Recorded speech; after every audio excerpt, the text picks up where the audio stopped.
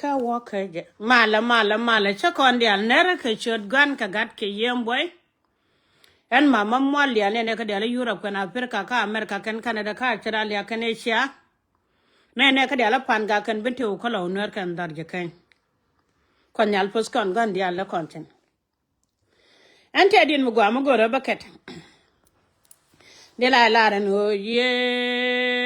chokwer mindi chale ka jaga kan bane jengwar chale na wimon kendial chawe gad kamalebin ke chang tin te loi con long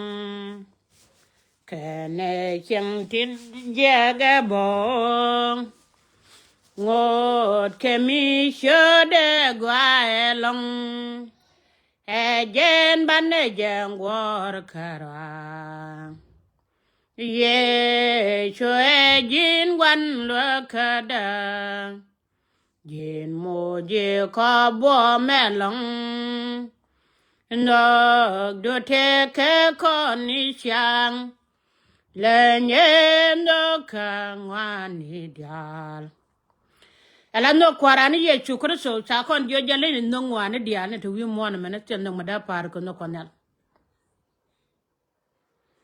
wa no kwarani ye chukru so le ni no ngani dial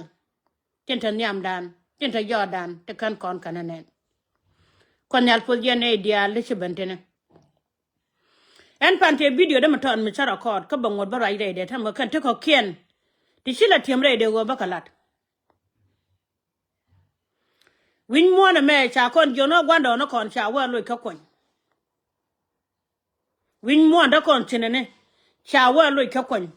cha kon jo gwando no kon en go yang point de mem wiran en mi ko de lan mama mol yala la go kacha wang da lep ete ka tinana wang da lep go kwido re me changa chalten panan buna ka media te de ben milat ke kaya kon tu yan mai pa na ber ka kana nen mi so wang le biran ko da mona kayende te jin ga de ne ke boy kimna la na mala na kwiri te na en yenda mi cho wang kur de ji ko di ka cho le di wo ba ne dai daran ka lo nuar di mai kon nyal di yo chul pin de kan ju tet kan jetara mi yo kon nyal la so ala kori ye chukru so yela na me yene ideal tin kan e shara ya laka inter yen kori ye chukru so korani ye chukru so titi keri yetke tanamde la bible me dum da karade e she kwere de madane she suk bible dum dan kon dia yala di de bi na galong Kodi di bit chalat ka choka diok. Cha waparon wanga kwilwa. Cha ko jo nguje tar ngwana maloko nyal. Me chine di ngwaro je kwidama. Wini di ngwana kwida kana cha lok bejoga je. Dunu ajin kodo loko nyal. Ka jin bomda men kap gidan nyal. Ajana chen ben wale ti ba dor wolte maka ngaba pang di al ku be loko nyal.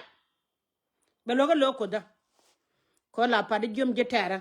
Kala tengle je nyono pin. Lok be ka jin kon nyal ka fosa ka neko. La de jang kon de bit korani ye chugo so ma pat ja wujja den ger du ngara mala ter ko kore de kore chote de jam nyal de ko chul nyal ka kwai lwa gwa nan de kan ben wi mon de kan ben nyen ke de kore ye chukar so nak nya pon peter ko ne ko la gok me chu kore ye chukar so la no je ne be liu chu peter ga chu peter to di shetan che jo wura ga ga de shetan Yene ideal tin ku ye chula chol ko hot ma ko la kan yen chetenu nang na magaro do kel ko kala yen chetenu ko korani ye chuku so kan kora kanater cha ja cha ga bana janga yene ta kana gan man ken ka kan korien ter ngai chu goro ko den cha kon teram ron ko goro ko la ro da ya ga karada dino jin mi chere ko dun ya le chol pi ku kwido shubi ni yo e chene te yo be jak te da ngadi de bijak ba je kwen gwa mdungwa mandong mudi mi chara ngade ko lo kwen gwa dungwa wujit gwa de lo kwen chen go mandong ma chara kan ya gwa ta ten e woni de te lo jek ten mi te lo ko chong no ko guru ne da ne kwen ne nyede de te lo ne lo jo ga ka mi ta lo da ko chong ko guru ne ko ngakwe ne nyere da ta lo ndele wo jago ka gad ka ndele wo jago lo mu ne ko nyal kwen riet kos ka lo mete da ide pana dorare ko midi re jas ka lo an midi e nga do re kon da ka midi amane da to no kon gulo te kon ko la ko nyal dang me che da ka do nuori wala kana ma da ka je ni me kwa kon to ni me ku nuor to wi mon e bi ko to ko bete chon me chwale nuor na ka kar gwando no kon ku kon tane me cher ka wal da gan che da ka doran kana ma da ka jam kana ile tiena man ka ga nuora ka ne te bel jadri o mete nyam kan den go mane ka ne la guk ka kan kurishine ka ne ya won kele pa galati ya tan tan ko ci kan gujen wote dia ne kan jibbisine ne braro je yogo ja baro kula ko bene da go baro ko wari be kanya ko la ka ci tok gen mi ko nyal wang leb gad ka tok nyaade me kon male wang le bane gada me kon mal wang le ba meni jien wa pale wade jiko chenana kerke me se aller cha pal go kon nyal kam ne pa jut ke chungun ay ka ta loade wa pale wa doin madu te ren mi cha gore ren kon nyal no mi cha wi dun mi cha ma ga ci bi nyinga na kana gor duno de juko le jogira mo mi chere ala kan ke commissioner wuje me chwale e binti wa biara jan chalat bialem ke chanenen boko media wi mon keleu duno chanda wona doctor ne chama ne ka te kana leng bia beleng kadon bi video na me biela wajak gada ntaga bintiu en ko ga nuore e chala kanija e ko brang yena men ko chalat kire me cha wo gwar yang mengun kos cha war yang me jega do me dor bi ko nuor kan ko dial to jinde wo to go gondo to ko kien ne ga chodor me chala nuor biga nuar gwanda dialde ko to sin ni ga chodor mi shala nuar in kwange ji e baaju kwanya la ga benor ko kwinore yende ko diala tiri cha yu tuka yu won obi adonori bi abanor e be korma kan matuwa ba matuwa re nuari be men nuari kan ga nuari jala pai pai wale ke dundun yenji yone be ko nuari ya gwende nuati e kos kayen manda be diala jen go man wi chene mane ante gada mi cheja ga jawlo de che ja che wi lo gada ko nyal podje eni ta ga do raba bi yana wara mai mi che yan ga nore ka biya ban raten ko jegra ne ko nyal nga chaga la wut eno mi te mi ben ka do ba yu lusin ko ma ra kana gwara ba gang ba mun gwa no ko te kon ba gang la poje longa ga nuere mo ora ga chawa jama kan raje ni chung la poje je long la poje je long katana me chada malar mala ga abata da kabana no chada la re chaga da abalar mala no chada la kachen yoga da chamba kachen ne nyu dor tere ta ga da chaga da mata ga bente u chanda nyu dor changa mala da kaya ko me cha kula jin yan ga nuere no kwa ye use bi ador ku bi aka da bi yana wa chop chere kare ko da bada madam ne yake jida na me bugoin ko konya ko da ban yara re jida na me bugoin ko kos konya lung la lije de ne diala no ra ko to picture ka re ga me chalar chenga de yeling de no do no ra ngo gwanu go gang ne yenda muor mi chi da muor na ko gang ne yenda go adung na ka jin ta ma da ngai go na ka jin ko che je mi de kya long ne no chu ko to ne jang man jana to ko la dal ka gad ko gari am dole ba wi do ken kira na kai ce tan mutare ko je chang nuore bi am dole wi do batana ga am kel me chere ga der yaga me log ya batana am kel me log ga der yaga me log ya me chalan me da me min twel me bula dole da ne chala ga luak chulo nyu di al kwaje wa kan kon ko roda kata min tien ma kar ga chikan bago dole cha ga luak ga liwa tok re do nuore dum tega te ma ya ga do so pio kwan kon changa re tega dan wara mugwa ni jere chogyo lan biali ni je yen nuore ko bianak bi je me dial bi ko lodot cham je dial kala do tone donwar bero ko loko wuni sharka ne jero ajita la de media chu de dala video na menyen kama je jalinga gadio ga linga video da ki der chengu cho seli mor ga seli gur gin gadio ka seli chegbo ray men me dara la ka men ben tiyo do kon ina me ye wut men ben tiyo ma chi bara ne kan man suok te chinen te chi ban ki de chi ayo ban ki da kan man ka ben tiyo man wora dele akwa na gok seli chengu cho ray men me dara la ka men ben tiyo ke dara la ka men bule committee ga chengu chok chia de la de go bagat ko bi ko kam jang go seli chengu cho gen gad dio gan yang chi jin gun so wud gwa no mo bo ki wet bia gang gwa no de ne ko ya ga la jin dung na ga jin da la da te tel ne lat kon man dial ka media barwa chin ko ka gad ka mi tie mi tuog re wi ma da kana lo ka gad no re shon mi chwala no ra kon kap ke le ne mi cha la re jin gad dio ga jin gad dio ga nyam che jira mi chum re no re ki se li sur re da jane kula ya tiem ga der yaga e jane tiem ne ma tim nyal ko ma tim nyal na na la jen ga der yaga na la jen chana ga sup lan cha sup che kwan kirang bi jaga riam gan hore tel hi lot radio ra chene para gan mi chilu tel bedat kan hore ala jin yana kwang chora le mi chalat kan hore ke wude me chal dollar me chop ga dang baro te cha wanda ke but kini parwere dara kon hore ka gade dare lo nuore me wanga de so me wulit me weje nyot ga wulida kana dol ya jal nuore bian waru ko do nuore ke yene tiri yene kon mala ka da pikane ti kana jo ye chot ken pani yene pale ka kana ti ndong ni yo ken ni kana ko re ken ka liure nuore tel melal kana kon nguba ka lel kon tala duor yer ka ni chudan kon ni chala nuore e nuore ne ri pal puwa nuore chi ka ne ri pal puwa cha kon yara ga de kon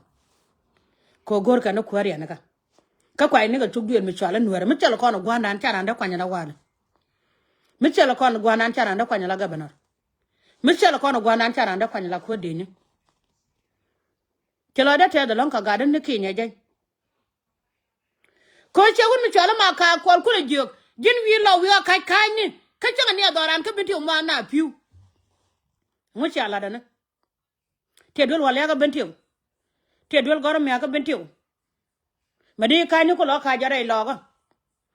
ka yen ni no re ye che jaman no re tan go an changa da na kon ga ni de wa na se ka ba ga yen ni ko ni cho ko wuro na balari ya tamana ala do la ja chol ge chim la chol do chi man nyanga de mo chek te ko na gad kon mi cha cho ko no kana gad kon nga de kon ben jo ga wi ade wech jan gar kur jene jo ga lon jo ko gad jano kala ngar ke ya ngude jeno le de ko jo dara la ro cheno wi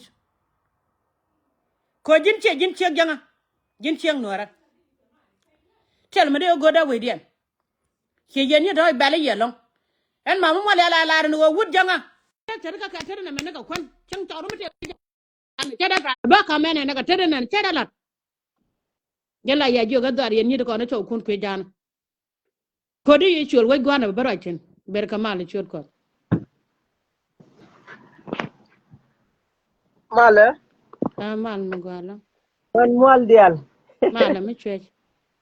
kare taga ka gulling long e jor sere ka galwa pangwel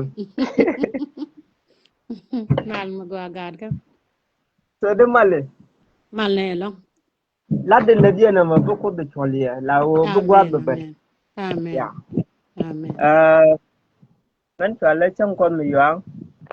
kwaji ta ba wo long la man were tv ke leo gwam ni ka dang jog yal kwaji ta ba wo long amen lakin kan kon mer je kon ji kan kon mer waj to ke lawo tel medin men lada ngan ban nere nuare ban ni ken dang wan dial amen amen ay bakan ner baga jo dora be ka bato medan bi le dor ba ben ku yer ku me kene ben jag pin bang te ka ne ti te jag reide kin to den te ka palpin ka te ka dod ka gwada ton ne ga jag jan kwa kon to na chol na sar jan goda ngan wudu lang ngan ga wudu mi wal mi yong ngan yes ti chong ko ai to de ner no ro gwam ni ken dial toje amen lakin amen do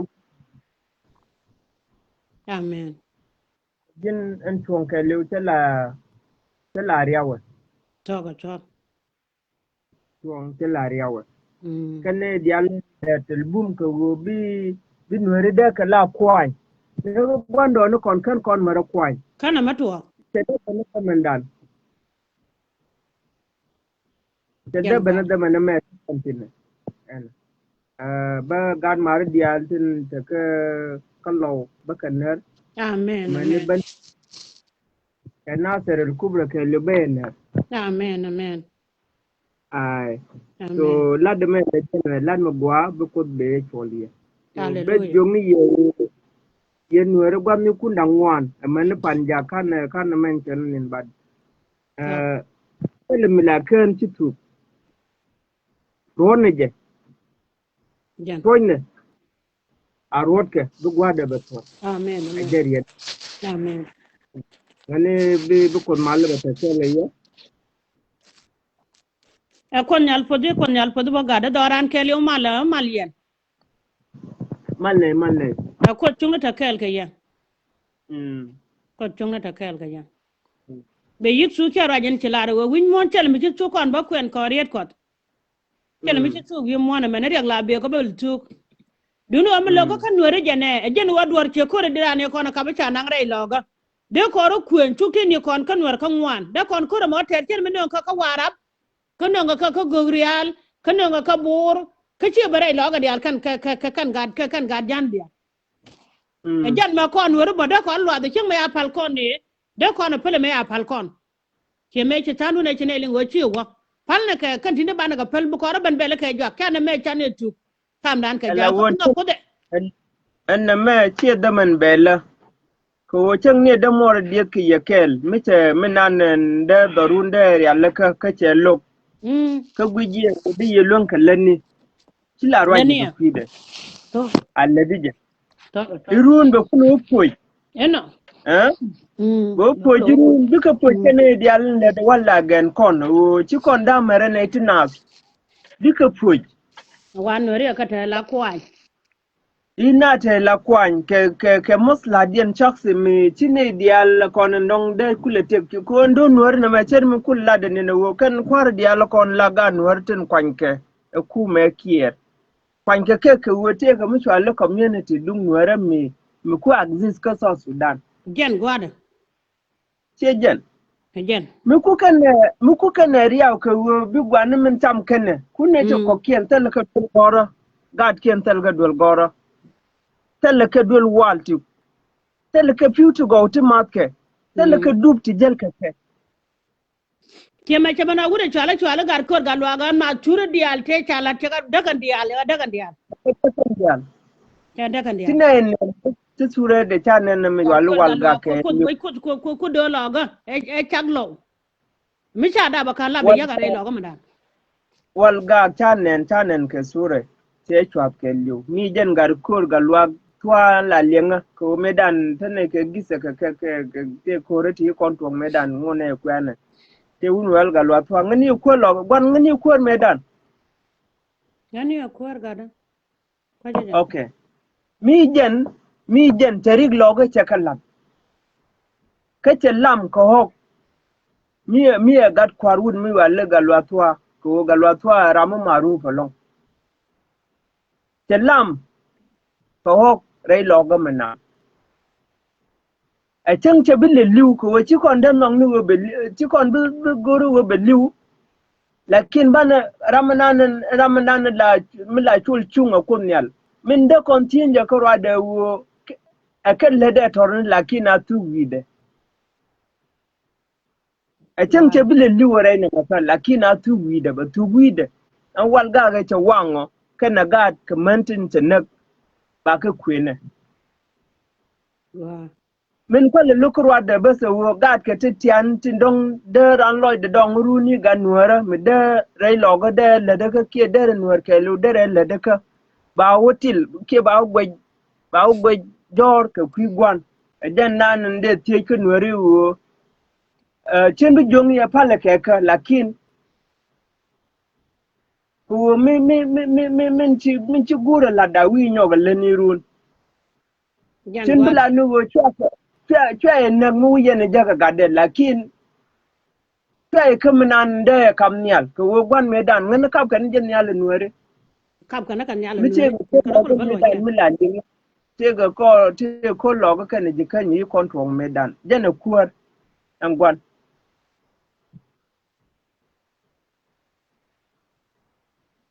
ano ni malite a lat ka kam lo ko kan ji kan ya tetin Jan God. te jan e Mm. wodi e won no ko wi lo ga kan no ga rul nuara ke liu e ti ma Hello. ji kan kan lo mi baro ben tenon wala la wo be banariya nuara ka ta gwan ta kam nyal me dan ke chon mu gwa ka mani kwak te kon te kwal rom ne je mani wo ba udol gora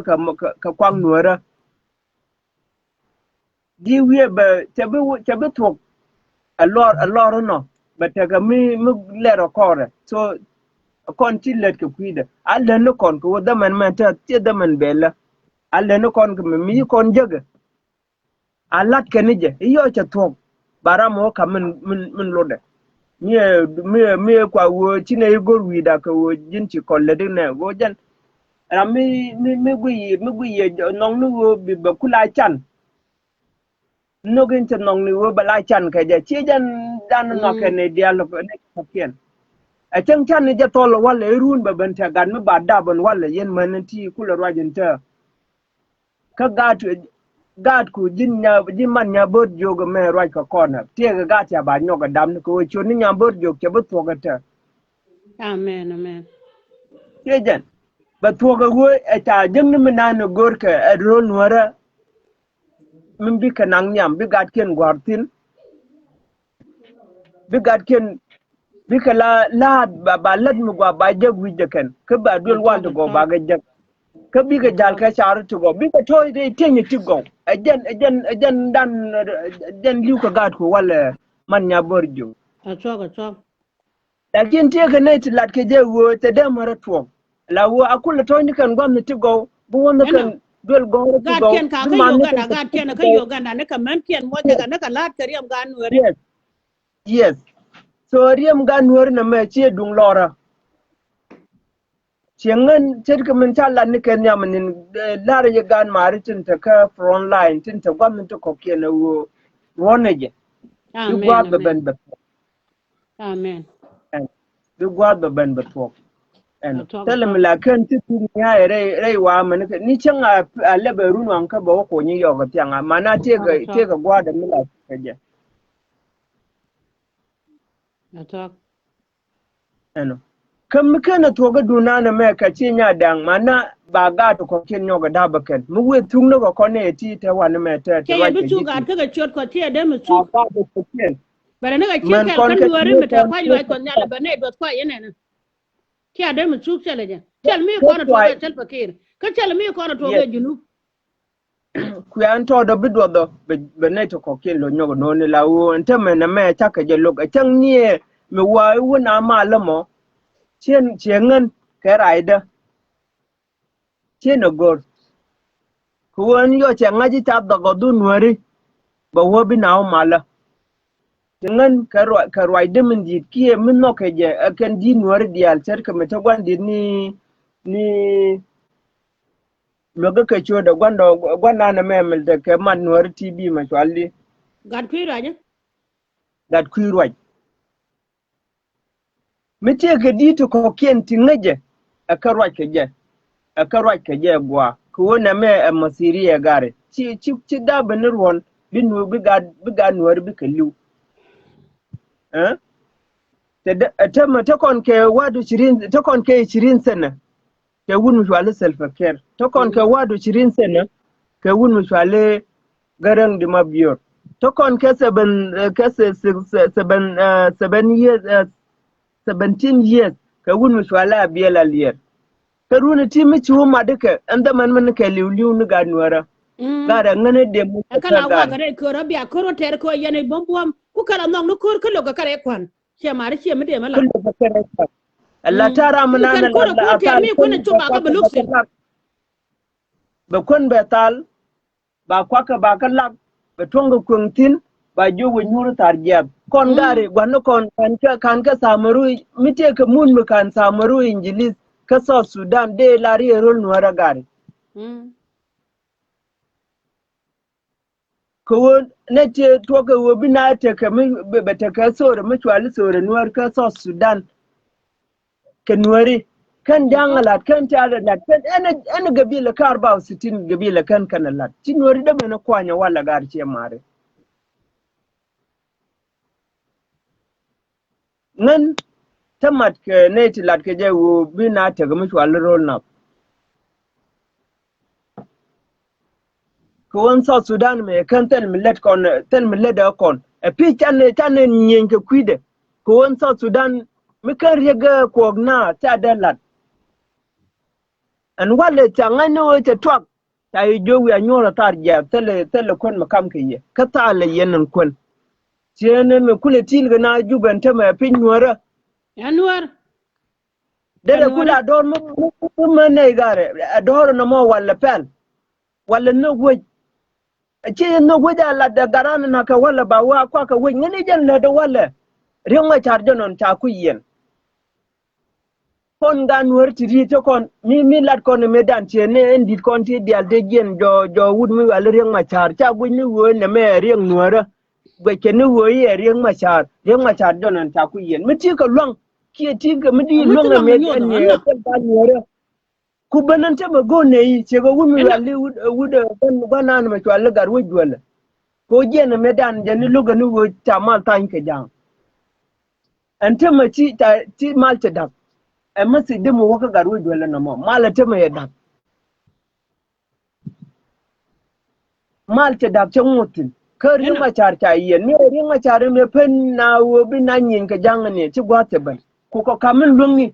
baka jalla din to da an do da na mo ni kam ni ko min lungi bas do da na mo baka jalla la ri jetin ci jenen te mare logo ta ne te kon te jen ka tuwa 13 takalai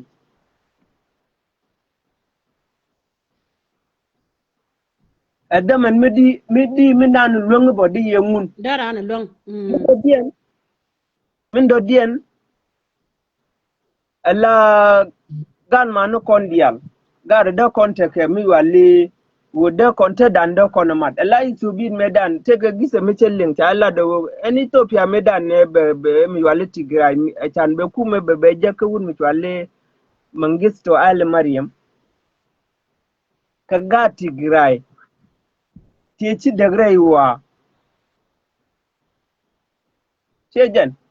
ce ci wo Europe ko nika duka wallat ka yomiyani wini ba bataka anaran bataka dariba mu ba yorpe mitwali ce ngande la do mitwali e jin ga nuwara ti ka Europe ti ka America ti ka South Sudan ti ana gwa ka Kenya ka Ethiopia ana gwa ti tin ka tege di ta ka dariba mu Europe ga ma ka kunwara yana a chande kon riga me de kon solve gari ramichi kon luga kana let ka kwide changa ga chai kok edu ne kana ji dware chi dung nuara lakin lan nim nan la dung nuara gari jan nan de tikiye goja jan nan de tikiye so de jowo de yen de ilim jin man nuara jin man ya bor jowo di halga di life do den di nyogari alaka di yemen labala jinde na me bi biu dung nuari bi melin derang ko wonte ma roi no kon media let kon advise ni bel na no rokien tel idea mo gwa mo kwa kamra mo bina luk atok bi roi na money iyo chana kanga jangate wo biya wana mala binaring tin irun bana ka unyo wore gna ala rode ka wore ala rode ka jang ko che pel bara kulo nya gore ala ka itana re mala weri ala rode ka so andane te wo an mala me ala jep me che goro mi tugo no kon ko lode no ba kon tu telle kuma we mi de te ke differences la differences dung politician tin la mo ko hello ke mustaw bita party mi ba kulu wote ne la we nang na community chejen community min kula motin da min kula la de kazatu la wonta men self care ku gem ni jen kanwari ce ne machar gitu arian ku kar la palpin den de tieje na mo wo na me a planning me ari alaka mo ko no ku den ko nwari bana tiel ka so Sudan den nan de madiya na mo bana tiel ka so Sudan bad ko wo chukut kon to kon mo ke wuni nora kel nya wuni ala to dan kan ne kan gan man tin kan ke re dwar wini mini bi ko ka pot amen ana ran mi ga nware mi tiloy da ko wo mu nware na me ta da mariya ko wo na me a pop me akam go no gwando no kon la dim ban je ban wo ban je kula kam ne gan kon ke gad kon tie mi de ban nan wala ke wo iba na no riam ne alka Uganda ba na bun wanga ka ce je la miskilma ka wo nware ka da ta kere akwar ka wanga gad ken ka wanga gwana ken ke kuwar ati kapel ko ti chela ka lode ka nyago lane ni wo na ko gur ka na ko mor ka ngode la ni go kume ba den tele kuma mila wangte kuma miya motin jagba jo nyure be mo ke himaya be gang mi te gujubu ma ci kuma gare yenga jagwa ci mare ko nuare yenga raje mani gwa gare na me te gujuba ci kuma a konta kan te wote ga kuma especially tasriyate konte lat ka te lat ka bore ta ka perga lat banga ti ta mat pin min no rakel gad ka chelo ngo kon yalbe to ga mi te gidi ko bidana Petit mat penti bina let ke kudien. Ewo ba nori ba ka displace gwan ni ken dial ba dorken ba ka wang. Yes. Ba dorken ba ka wang ba ka nak ba ka genocide ter ke me alat ka juba. Sejan ko wo bin bilaw no bi kule biet tandi ka dual.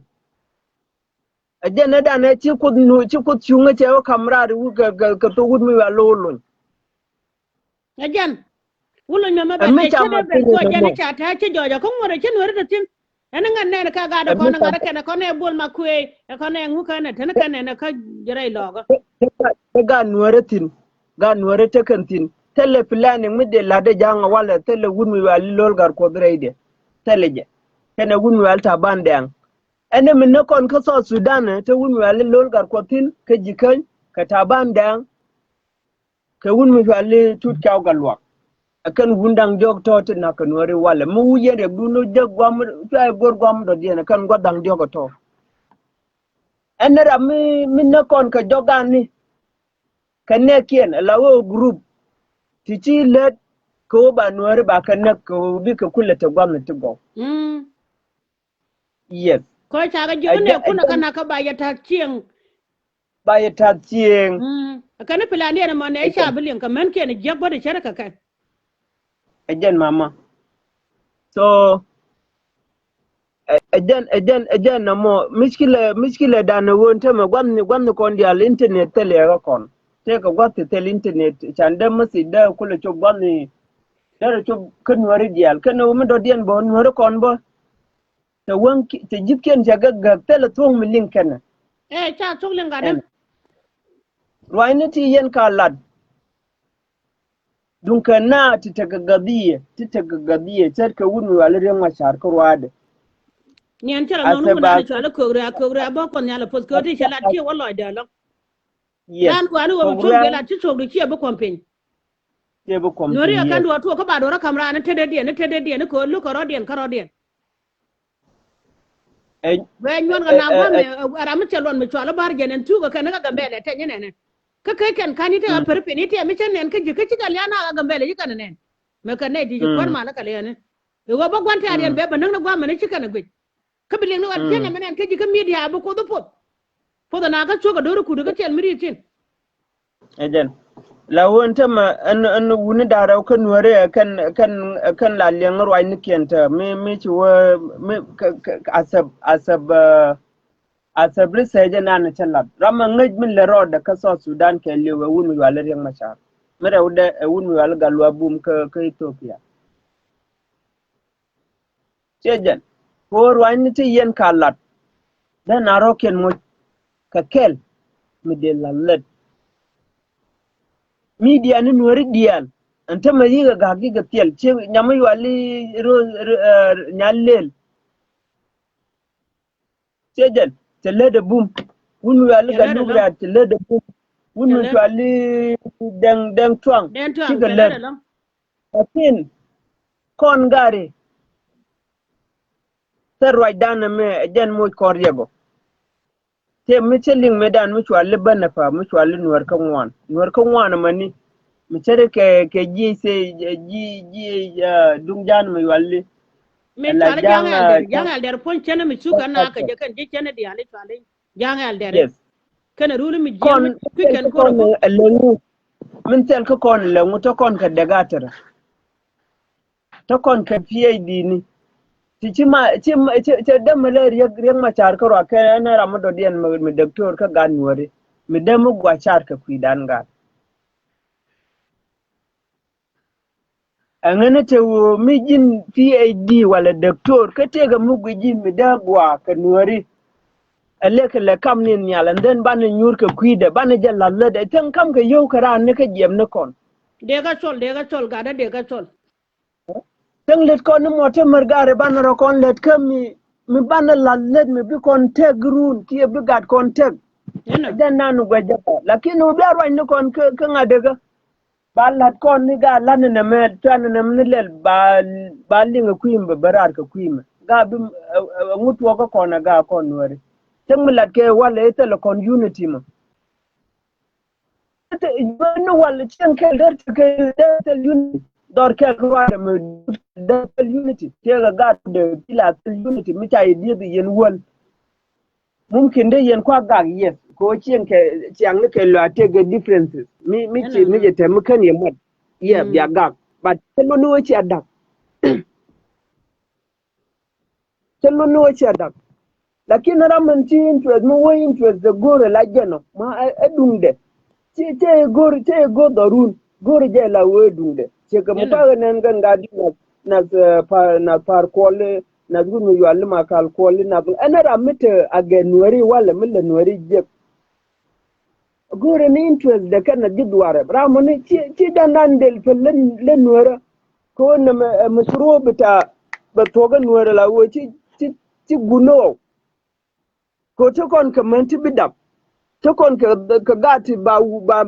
ti ba man kon ti bidap so ta bi to ga mashru mu bara long kia gwina gadi nyati ana kono dole nyati ana kono ti nyud go nyenke jel kana nga ne kia na gadi nyati ana na me ke pid vida na la ter ku kon ter kon wore ka ban ter ngaje jaga mene kam nan ka janga ngur chung ne jenten panya la kor ami mi ci kor nguna kor malam ngaje no ban wore kula ko re mu di ci ga jak gwajen man molde Allah ka sanar ba ta manin ngani ta nuwar na ka siya ja ka rol ga ja ne te na ka ngani ci ka jang ngani ka jang okay ka jang ta kari to ko ke na arkin ladbo mane ne re equatoria mun te ga ganuwar to dubat ta kar ka shabiyati ya wannan guni walu kol manya kan ti dia to nan ngake ka ante ma muku wo ti ji dang a joga ji nuwar la duniyam re te ga kai lew nuwar that's and what is in ta connect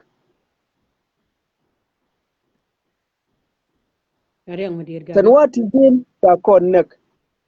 akan anta mango da millat kana wani walirin machar ngane mujirim bita hariba wala ka wo lada to ngane janta jaga mujirim har zaman te ka sujin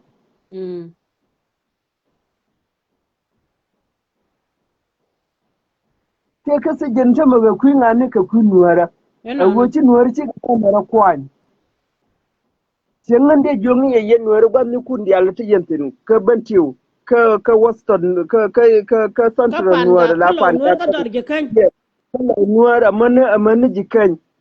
chijen wo wun mi wal re machar cheje la problemo re machar lo da no kon chit kon den mara kwan ko kan siasin tin de re machar kule jabum kan dial chika kairar ki let ka kel kairar ka jam amani general bo amani general ko ndial ba den tet kel krwa de chero da mami pade chinga de pala wuri chalta bande an che de pal ga jan pon chen nam tetin kan pel tamare ka go kan nang jok kan ga de tindit ay kan mare chen chu don tamare nuore den tabanda chejen la wo tet kel krwa de mama chero da pade chero de mar paden tet kel krwa de dum che diel ka jabo wun mi wal re machar che jien che kwa ga la ve chen ta dare jien da wo ka London ko che jen che ran so Sudan dare wo lakin ka wo che no go wo banware ba ka kamrare ri ga metakantina gar ci kon la pol gara kon ci pol gar nuare ha ci don ko gwa ton gada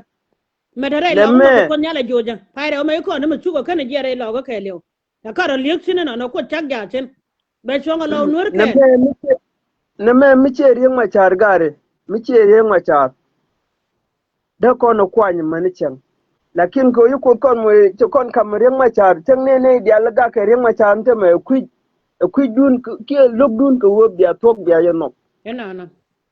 ko ri machar jan ti do le nuare karwa da tama ri machar te me la da kal ka mali ne kwai sejan kan na gadi titiani ana tor gang ni medan ke 2013 ke duba titiani chika macho ga duba pe ti top general che ke mete morom ga dad ya ga kan ne tangi ne kanga ke won mai ni te ga juba no akan ci kula top general an ta kana na meje general an wun wala tor gang kana gan ma no kokien kan ga no choptin tin lat ka koron wala mana ka gati titiani macho sejen so min biang ngaji wo ne tin dot kel ke run mi wala riang machar ka ngwane de cheng ka ne dida ka ne kere da cheng ka kan kwara ti an to ti ya ko ti chu de to ti kan chu gam ne ti lakin bi gwa be ban bi ko be ye kun be ka yob baka gang gada ka ko kan nyal ye ken gang bi ko be ye kun be ga gang an gwa de ti yen ti no tel bi ye jak amen ele mi nuore na me mi chang nuore na me ele mi chetere rei mona mani tel mbi ye mi jak che mun gondo no kon gada yes mi tel che mbi mun ka gondo jak no kon abikan enjoy big le tene gwa mo te wun mi wala pol nang tin na ken wun mi wala chol ton po ban lo bikan jak min do dien de nyog matin uh kon ci kon lo nu wo banete ke munan mu gor kon gola gor kon nu wo kon so Sudan ata ka ala ba wej eno tang ne tasriyate kon je ala do kon tang taga to bu mo rol jan talako moten mu gone ya kie ena gwa me do dien ka 64 gabila ena gwa ka 40 gona mne kuma dung reng ma char mne kuma ena gwa me yi choptin wi la wo jin kuma ci wo la wo jin ngadaka ci wo la wo jin moten eno ka ramu kuma ka lew ramu nong nu wo ba wej ba jalat birik dialtin kon tin chai jaga wala bi ka yigrut so de jongna ko loy dana ci kaja chang chana o gwamu do dien anyon je wimon ko wo kon ci ne nong nu wo binne ko teme kon jagin neti ta kon la jor la wo ta ungan ramate yo la selfaker ko wo mo yena ka yo ta minan linge milade ajan no ka ne jamu wimon lakin nuna jana wo kon gone ni wo bi wej bagwa tine nong ni wo ba ka ya na sa na to ki dan ba ta ka mal ke le jana gor kono chele ma gor kono golo ajan eno de jong me eno gwa ci wutino jinda maro mo eno gwa yi wutino please lam ni ye kwa le de fi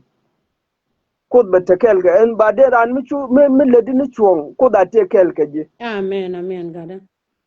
ai ko mi ledi na che dwer ka en prize no ku kon payen wale kon nuari che dung dan kon koro kon dung so Sudanese ajan nan ku kon la fraud ka je ko bitang liu wala kala din chuong run bi gwa ban ba chuong no liu ga ji wala mani Ber kamal God me chebe na ber kamal. mama molian ai Mala magwala. bi wadi mal Mala magwala. linga jode amal ke le mama molian Amen, amen. kaya gara dial ko ko je kan mer picture ko Weye. Nya ku mene ban ban loga. Gwala. Mene jawdu ai nyal jawdu ku yalla. okay Ani cha ko na alawo dole jani ci daban. okay alawo bi gwas ba banirun micang ci liu wala bi gwas ba banirun ka bi chuong na liu ka ji wala man belo banyal eno chengan de la do michan wo ye gwa gad mare pal no loy konpin kon ci ak the same tanan lat keken eno ko ndungien mon kaneti fasilin ti tel barnamij keke tel ke long tel ke wejdat mu gor kene eno Get God. tel ke wej mu gor kene so ngan bi loy de betet ke ji mama de Man jongi maga wo ci de loy de ke jela. kama ci loy de te long ke fursa ye kama ka ben ba yin ba kan mar dial ba ka ner gon ken dial ko ne tekanti eno ba wo ci got tiak ka tel ma ken te fogde Atel good. so ron ne te bay ko kon pi ko let kon ga tet kon ko ram nan de kon lo ki ram nan de kule chonkel ga kon teleje let kon ka tet kon bad chan je rut ci do no gwa mutot so kun mala beta kelke ye ka baye bos mani yen ba yen man wari ti bi gwam ni kun dial gwam ni kun dang jog dial Ethiopia ke Me gwa den to ang keme chenera. Ci den to ang chenera. Ci nyalele chenera. Ci nyando chenera. Ci galuk chenera. Ci dol dia la gan mori ci ganere ci di se man man nyago. yes so tell me da long ka ye lakin en la de le bien ma ci alle de longare min no ko de run bi we dan ma ne ba gwa ka bara ma chon min talab Men chala hallelujah. yes Hallelujah. gwa na ne lekta ko Pone chang. Chala da te da ko nyal po da gada. Ya daga chang gwa mal wa. Ko do no rejal kel ga ya. gwa Mini pirera ko nyoga jeng ramadane jende nungre. Chalo ga nen nyoga. Per kamal. Ramu gor bare ja bare ke chod jita. Cha kon joga nyen wandial kenyen ko de chang wen mon be kan dial su. Chene kus kenyiran yala nogbe kamal kagoy. Ala wonyin won mon dial timu ba gweni je kan men wori be changa ba ga biaw gene ken. Che goy ko nyal che chakwo be bendo nuore. Abaga tugo ba ko la dol cherga men jane. Abaga tugo la dol cherga men morleni. Abaga tugo la dol cherga men tet. Gende balat. Tilate longa da ko che bandul to na gor ben ber kamal. En ba ben jono ko no kon wer kam wan che mar mana rodan. Mana rodan. Kala ngo ay che kono lat. Te ka men di ci yoti yuti ken ka mun chen chor ken bi sala wala. Ka kan nge chal pan ko gad kon kare kur. Ti yokun ci ga chop. Iyo mi ci koro la palpinya mat bi chot kun ban chal. Mana da balane jala de ngana jogan wala da malane je. Ko gad kon sup kan ti dien ko kon sup kon nyen kwan. Sup kon nyen buda. Ku ja gori bi chot jore da nar. Ne me mi chol man men wori di yala ku di oni cheng nanga je. Cheng fa ikwen wale rungu chen. Mi jin cheng nwara. A che guro beten ba paga chen. Jilet palu chin long. O mai kon yal be ben tiol ko ka chin men pa soro kon dial. Ka chin man men wodi an me ku dur. The my do be able to part lede. Bishum be able to chuma God call lede. Ten dial chilet kan don wara. Jala jogan man ya bur jogro ngadora. Lagara dan chiang nuare. Miti amatu ako binti obara chere ka loida ko dore changa kwentin ka chaga dab God kan God binti odokon. Kan chiek dia nan yanwara kan chiek dia. e ya mi to dai law nuer an bara chiro nga dor mi changa kwen tin ga cha da ga bara chin mi te mi jeng batin an chek den mi te mi to ga pan ga borong tin do rong tin mi te mi to dar ji kai rong tin an siang nuera mo nga chek la ga ro da ko chang kwen gwa tela gwa me de ma pal wa cha da ma to ko dora me dal nga pan ka je ni de jan ke du ngan ka te cha chop ku binti udol ka no ko ci kan nga ke media man nya burju ka nga je ma no ko de ba dol chom ci kan bari harba pala ma raja ko missionner ko nyala tin ko do nu ra ja tin batana karam ke misalo de kala ga der ya bu ko de jere ta aramane je jo ko nu ri sia mara kwa ko kong ni go kwa dora lo ko kwa ne pan men ko nen ko ko media mana kon kan gwana kon ke de jo yen don ala godo ko ne jel kana chwana ka jang ne ko media ala ter janga ne me gwira ne ter matot ne ko nal ke ter matot ter janga chere ala ke pije wo bador mi chwala nuwer ibesu gun mi chwala sel fakir kana ne ga gor ne wador mi chwala nuwer ibesu gor wador mi chwala nuwer be wo kalende ha chango lo chang le du ada lo sin ka loblo kan were dunu wa sel fakir ci ko ne ala bindoga kir ma yadit ci ko ne ala bindoga ko de tan yala mo che bindoga ina gwan mi cha ya dabsin gui ko ne ala tena me mun gwanda no ko mi bi ben ja wale ba mun le ni ci ko jaw be je bindoga jala la no gad ke bi ko ter ka bible na mene ko tin ñoran ma mam malial bible mala nga ko la ba murtuye de ba jal ka general ka dial ba jal ke bor jogda deñ mala deñ mboro boy pak deñ rel goy de rode deñ leñ bom de tidia ba jal ke bible na mene gad ka ten go la ga rode man woni korin cha te nori o ter ga de don mi sala nor du ga do ñon ñon tay ga na te wini ke du ga do ñon ka na te wini ken kam la re ga lo go gad ke dia lo ko la ngaji no bum so duel nori cha lo den ko la de dionu ko ci ka lene ne ken bu ko la gwe cha lo de la ka kuore ko ci ka lene ne ken bu ko la gwe ke dor me de ya dun kan gad ko tun ga ten mi chen gwan no nge chene chene ne don wona me dor mbumbu ma law dun de jo yen jarol di al tare lo ga ti chal ga nore tie mi chun mi chal nore tie mi chun mi chal nore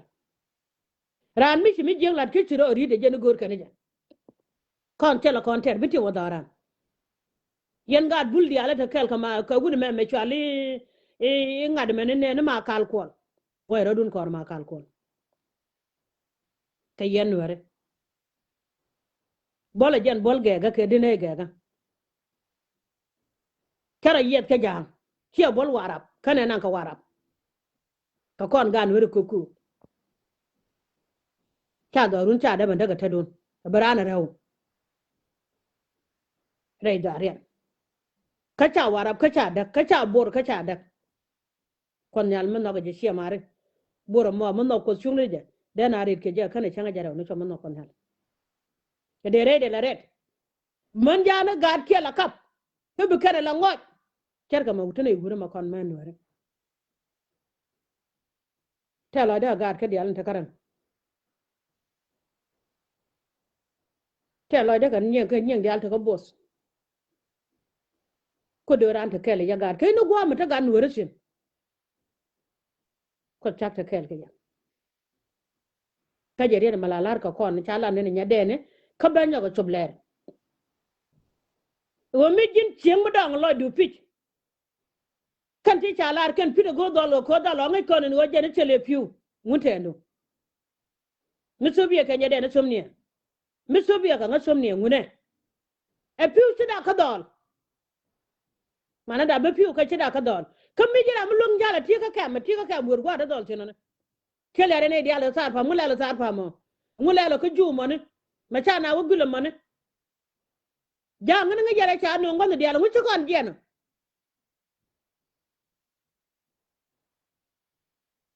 wana gwanda ne guna do den wajil tin ke wune ani ci loy de te we ñor ndit ga ne na ci loy de te we ñor ba ci loy de te be yik su ga de ga to wi dan ne a kon nyal pod yendi yan na ye ga chodo ran kan na ye chod kon nan pal kon mo ngai kon ne te me da ko re di de ci kon je kera mo ko media ko de belat kara ma do den re di mo kon je ba kon ko lo gu je ko kon de nen ma mo le la de ga tin wan ba nyera ba nok ko ce la ro kon mo ko kon wori e pich tinga nen ma mo le la wala sha kwen nyaade da pot ka kwen ga da pot muri de sha be bi sha wara da la mi ci ran ne bala da mas ko jalwa ju kula jat kaloju bu kun yalla kula ogini yalla ne ko nal ten ko ka kon jo chenga do la ne chwalu bulbul in woni kon panana da kon tware da kon kapsha mi to ran ko badoro lok da gwa badum ne ce chok gwa na te ne ko re ga chen ke da ke da ga re lo ga ke da ga long ko guro te da ndi ala chupchin mana nga cher mala ne ke yen ga ke di ala yo la go ke lo do le chala rot billion payda kon billion mana kon kana gwana kon akun nyal te dure yen nyidi nga yen mala de nyidi pan ga yen nyidi law nuat me chala de nyidi pan ga la de je me yen nyidi jiken ala me ni na me e chen kor won kor ka jen gun ne dia di jo ga ti ka jog ma gok ti ka jog burul bi rom ke wune ga cha nyo ga nyidi mala de te lo de ke nyidi ti chwal nyidi wonye me chwal pan ga ne chenga da na te ngwana kor yi kon nyidi pan ga ne dia wi lo to lo nyo kan wi ne kan wune ka ne chu wo chu kan ya wata ka ke kon en ka media ka ga de kel ka de do de wo wune ke re ko kon chwana wune be hey ko ko ko te ka ga ngu ko ngu wune ko kor kon wa da yo tang na mana kon kana gwana kon nang na juboni kam na juboni tega cheme pali chure ruwe je jana kon guar nene to ko na nyinga na ne ko logo ken jikan cha chow de cha ber cha ban pinya gad gon lene charata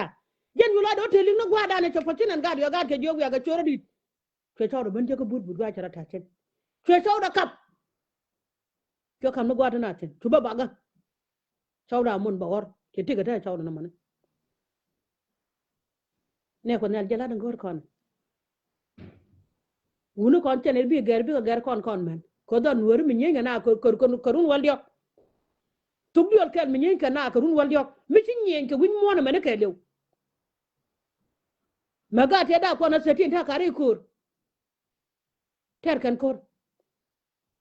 chan wuni joge ta me ko ke la wa ba nan kin e yi ga di ba nan jel na ga mal ga gad ga di ko ko duno ko ne te ko Europe te ka Australia te ka Canada te ka America chana tet ko ndi an nang dolo nuer tet ko ndi adon kajin miti ka kem tel mele ka kem mi jin wut werpin misele yekura taran ko ro do ne yekur ba yo mo yodo ko ya ba yo mo ko yodo ko ke ya miti tar pam werka chaga tar pam ne ba long ne da pa nyino kane te ga ju tar pam dan jal ko ne chop chu kon ro dun ba yekur biago ta ga chena no ga dam jende lat yen nyide ko ne tete wino ba nyora kel ka gad ko be yen yelo gwe e wuno ko chor wuno pen jal ne me ta jen gudan kam jana kana nuore cek ne me ci kuma tele kuma yanke ko kuma ce lo da ko ne chanen tenga dole jan lo ke kana chwa ti kwiken mu kula ti chunga tu kana guga ne be pene pene ka le ngod yene kuma me ne jen gude chala ma kal ko li ngod ba gura jene kuma ba ka je me jen gar kor ga lo ngod ba jene kuma ka je ko wen nyora ten